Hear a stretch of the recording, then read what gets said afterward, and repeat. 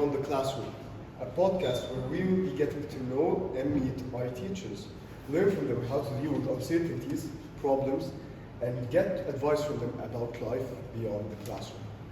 Ms. Basma, it is a pleasure to have you today. Thank you for having me. Thank you. Pleasure is mine. Yes. So, from what I know, it seems that you're very into literature. Yes.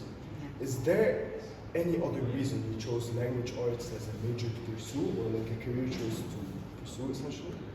I always liked reading as a child, and I also felt like English classes lacked the same passion that I found while reading a book. It was all like just questions and answers, quotes, who said that, when, what happened, and so on. And it didn't really cover like the soul of the book. Does it feel like the way literature, the way the English class nowadays is presented as just regular class where you walk in, take notes, all that? Don't you? You don't. It seems like you don't like the standard formula to it, essentially. I think this standard formula no longer applies to this generation. I think that we should, as teachers, update ourselves and in other words, like just up our game, so we can match the energy of today's generation. And why so? Well, because the internet is there. Everything, like I said before, everything that's been done has already been done. So being able to grab the attention of the students, make them care about a book that was written 100 years ago is difficult. You need to make it relatable. There was this quote I remember, I can't remember who said it, but it goes along the lines of a person who thinks he has fun doing something will do better than a person working hard for it. I totally believe in that. And yes. yeah, I think that applies to your classroom, the way you essentially decide to take the standard on walking, take notes, all that, and you apply it in a way that's much more immersive. It feels like a much more immersive experience. And to be honest, I never enjoyed English class. However, with you, it almost seems bearable. Almost seems bearable, yes. Yeah. That's what I was aiming for. So yeah, so it does. It doesn't always work. Sometimes you guys are sleepy, you had a bad day, you're in the middle of exams, and we have to teach you, and we can't give you just like an open free session. But you have to, in order for, that's my point of view, in order to gain people's interest, you have to first respect that they have needs and that they might not be feeling their best. So you have to acknowledge that and tell them, okay, I know that you're feeling like that, but let us try to make the best of this class. I got you. Well, that leads me to my next question. But to me, you take a very nonchalant, almost stoic approach to the world. At least that's how it seems to me. Please correct me if I'm wrong. No, I remember that one time in class where we had an incident where we submitted the wrong script for the English play. yeah. And you said something that really impressed me. I'm an adult, I'll take responsibility for this. Now to me, it just almost seemed rare to see an adult react quickly, and not only that, but actually take accountability for their actions. Many people nowadays do not like to take accountability, even when it's not completely their fault, especially when it's not completely their fault. They hate taking accountability. Why do you think that people nowadays hate being accountable for their actions? Because nobody wants to be in the wrong. Like, it's not a good feeling. It's not, making mistakes is a bad feeling, and when you make them, it's not the best feeling ever. But putting each mistake into its own proportion. At the end of the day, making mistakes in a script or submitting the wrong script is not the end of the world.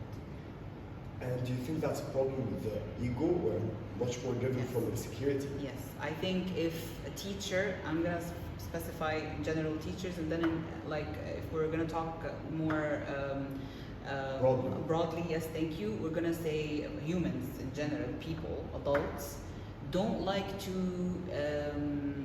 appear or their persona to be affected, and that's an ego thing. So nobody wants to appear that they're incompetent, that they posted something, that they shared something that wasn't entirely correct, and so on, because you don't know what the other adult's reaction will be. But yes, I do think it all trickles down to ego. Especially with social media nowadays and how it seems that everyone's just looking at you and judging you. It's hard to essentially face the man in the mirror, tell him, hey, you screwed up. And I think that's where where it lies between like how people essentially walk into the path where I'm gonna learn from my mistakes and face them, where the people who essentially just, do the same mistakes, repeat them, and are stuck in an endless loop of like actual regret, actual regret, actual regret. And that leads me to my next question. How do you think people should face their problems, insecurities, and fears? Almost seems that most people tend to avoid confrontation and accountability, just as we said. And how could we fix that, in your opinion? Okay, so if you do have an issue that you are trying to avoid, first of all, the first thing that you should do, ask yourself, why am I trying to avoid it? What is so scary about it? If the reasons are solely based on an idea that is fictional in your head, I think people will hate it, I think, then you're just putting yourself down. And then you need to reflect on how you view yourself, because sometimes the harshest critic is yourself.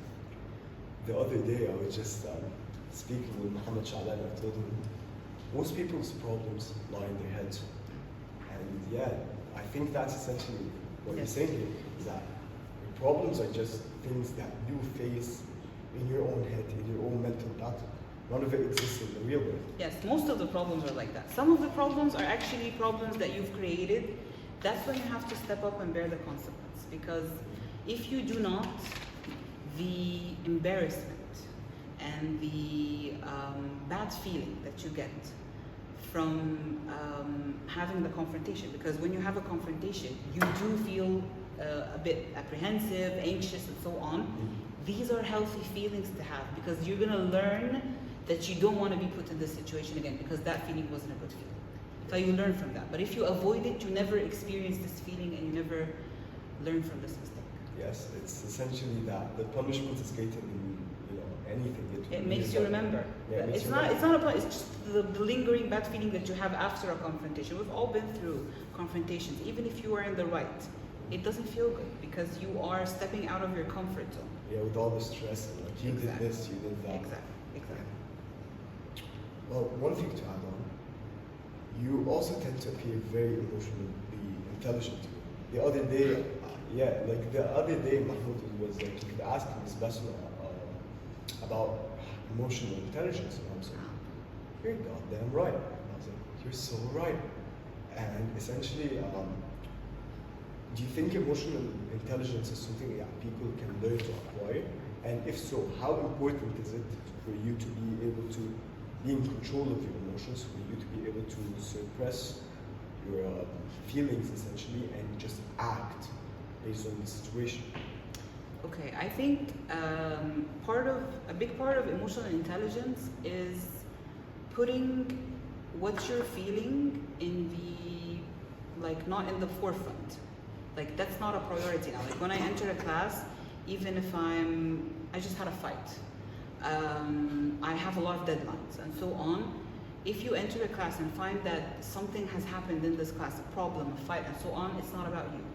And any adult that is dealing with teenagers, with people who have not fully matured, if they put their needs instead of the needs of these people, then they themselves are not mature. But you have to read the room. You have to get a feeling. Look at the people's faces. If they're tired, I can't enter the room and tell you, regardless of what you're feeling right now, that is very important to you, you have to do this because I said so. Okay? So this kind of of course you have to read up. It's not necessary. A lot of people don't read anything about emotional intelligence and still have emotional intelligence. And not only that, the thing you said about not forcing anything on anyone, that's essentially how most revolutions happen. Like, if we take a look at history, that's how most revolutions happen, where I'm not feeling so good and you're forcing a bunch of demands on me that I cannot meet. We're getting rid of you. It's going to be a boiling point. It's going to be a boiling point, and essentially that tends to just explode in your face. A lot of things that teachers tend to forget in general is that if students want to give the teacher a hard time, they will succeed in giving the teacher a hard time, and they will drive that teacher out of the school. I agree. This is a power that they hold, not because they are stronger, but they have Numbers, essentially. no, it's numbers, and they have more patience because you are an adult. You have other aspects of life. They see you. You are a big part of their lives. If they don't like the way you treat them, they can make you leave school. They can give you a hard time, and that would be a failure on the teacher's side, because who's the adult in the situation? When an accident happens with a child, I'm not calling you guys children, of course, but I'm saying when something happens to a child, they look to the adult in the room. They don't go to the child like, why did you? Then that's stupid, honestly, because he's a child. But blaming the person who has not yet matured for a bad outcome, this is just incorrect. It's not fair. Yeah, I agree with that. And to take into perspective what you said about teachers being able to drive you out, but do you think that teachers should be living in fear of that? I mean, of course, most teachers don't take that into account. Essentially, would it be better for you to be loved and respected than for it to be feared? I think that a healthy, any good teacher wants to be liked by their students. The teacher that enters and tells you, I am completely indifferent to whether my students like me or not, shouldn't be a teacher. Should be someone in administration, for example, somebody who's solely behind a computer that doesn't want to interact with to have day-to-day interactions. But telling them that I don't care, I'm going to go in and they're going to just have to listen, that's not okay. Teaching needs a bit of emotionality to it. It's not just a completely professional field. Of course. Especially when you're dealing with people anyways, you need to have a bit of empathy towards them. You need to be able to understand that person. You need to be able to meet the needs and requirements of that person. And I think you need to be confident. Like, if you enter the class fearing that these kids are going to give you a hard time, that is insecurity. But if you enter the class acknowledging that this could happen, that if you do not make the right choices, but you're going to do your best to prevent it. There you go. Yes. There you go. Yeah. Yes. Okay, one more thing I wanted to ask you. Yeah. Now, I heard that you studied abroad, correct? Yeah. Yeah. Where did you go? Well, I only I had my early years in the U.S.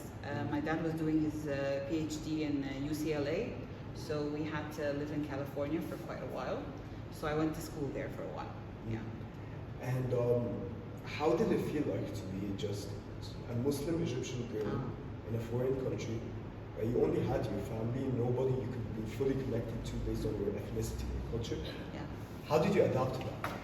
Well, as a child, I didn't feel it that much, but I do remember glimpses of prejudice or racism, stuff like that. But it wasn't that blatant as it is right now.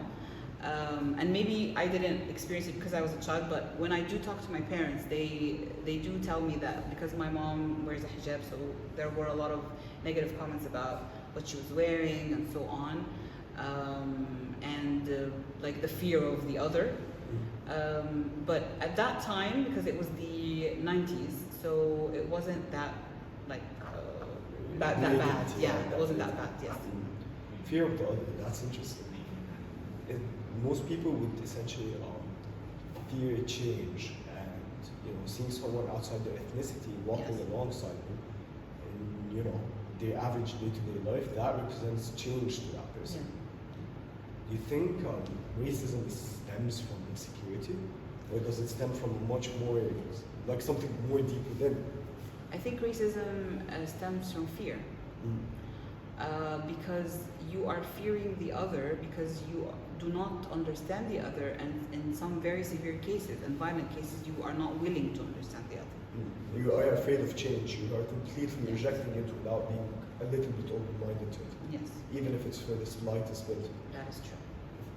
Well, what are some tips you have to someone who's willing to study abroad? We have a lot of people here who want to study abroad. Yes. Many want to go to places like Germany, the UK, for mechatronics or whatever. Yeah. What are some tips you have for them? Okay. First of all, read up on the culture. Like you have to read up on how these people interact, how they greet, and so on. You're not going to find everything. Like there are things that you have to learn from interaction, but you're going to find a lot of tips that will help you out. That's the first thing. So be informed. The second part is sometimes it's not about you. So if a person shows you hate, sometimes this person is just ignorant and maybe jealous of your success. If you're going to go out there, get good grades, prove that you are or a pioneer in a certain thing, sometimes it's just jealousy. It has nothing to do with your color, your religion, or anything like that.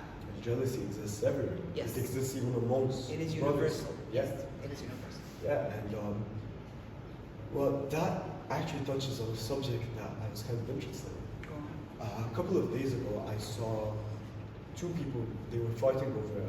They were two of my friends, and they were fighting over this one girl. Mm-hmm. It mainly stems of jealousy. Now, these two people could be considered brothers, the way they are so connected, yet they let something so minor to their greater relationship affect them. It goes back to my point of saying insecurity drives people nowadays. Yes. Insecurity, jealousy, fear drives people nowadays. We are living in a very negative world where and negativity is also portrayed on us by the media. It's Yes. always just we are constantly being dumped by negative information and a constant stream of negative. Yes. What is it do you think people should do in order to ease up the negativity, to make their life much more positive, much more clear? Because a positive mindset always equals a positive life. Are you familiar with the law of attraction? Yes. Okay. The law of attraction is a very universal a concept, right? And in our religion, we have تَفَأَلُوا خَيْرًا تَجِدُوا, right? Yes. That's it. But if there are negative people around you, then don't be around them. Just like how it works with luck. Some people, let's say you got into a car accident and you lost an arm, someone would say, oh, I'm so unlucky, I lost an arm. But someone would say, oh, thank God, I still have an arm and 2 legs left. Yes, yes. So just seeing stuff in perspective. And sometimes I know that it gets overwhelming, especially if you have apps that connect you to the rest of the world. Like you feel like everything bad is happening all at once. We all get that. But just take a moment, just shut down whatever the source is, and just take a moment and step back and really put things into perspective. Like the world just goes around anyways. Yes. Okay. But it would be very difficult for some people to. Even I faced difficulty with my very first dopamine detox. It would be very difficult for people to essentially disconnect from the one thing in life that truly brings them, that sense of happiness. When it's not really happiness, it's all artificial. It's all just, dopamine. Just don't make your whole existence based on these devices. No, it would be kind of hard for teenagers. It is hard. It is hard. But also it does have a really big negative effect on your brain. Yes. Because you, generally, you tend, after a while, to get addicted to seeking approval from these devices. If I post something, how many people liked it? If I sent a message, why didn't they see it just that once? If I posted something funny, why didn't they all do the emoticon of the laughing? So this is like a very vicious cycle of seeking approval from strangers. Yes. They are your friends for now. They are your colleagues. At the end of the day, you're gonna move on, you're gonna go to university, you're gonna meet other people. This vicious cycle of being codependent on people's reactions to you is not gonna work out for you. Yes. And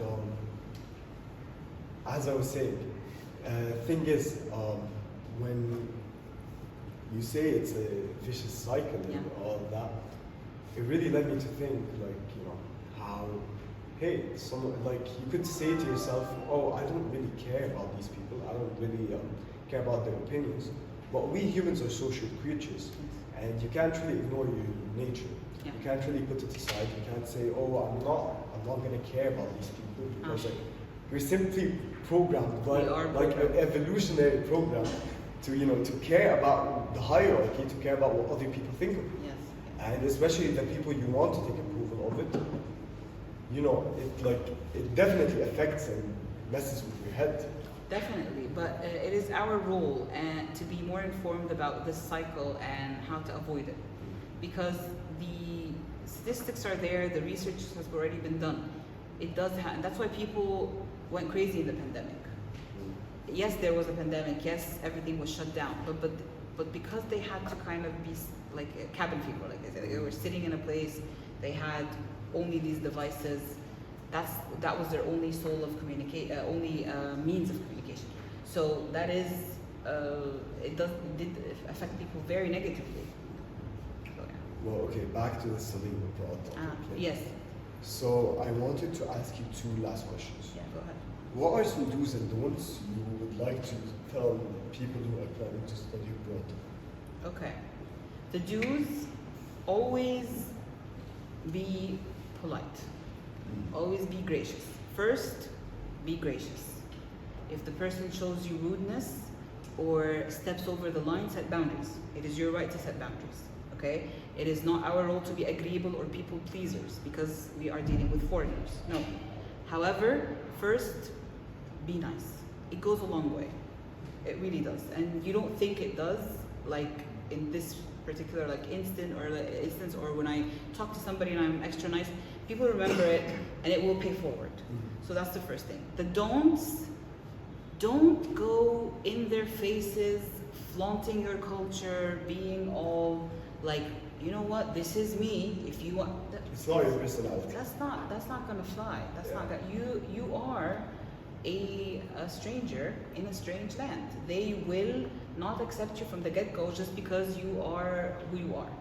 Whatever about, if you are confident in yourself and so on, you have to first abide by the rules, go into the stream of things. If you are in university, you have to follow the rules. You can't just but this is not how we do it in my country. Yeah, go there.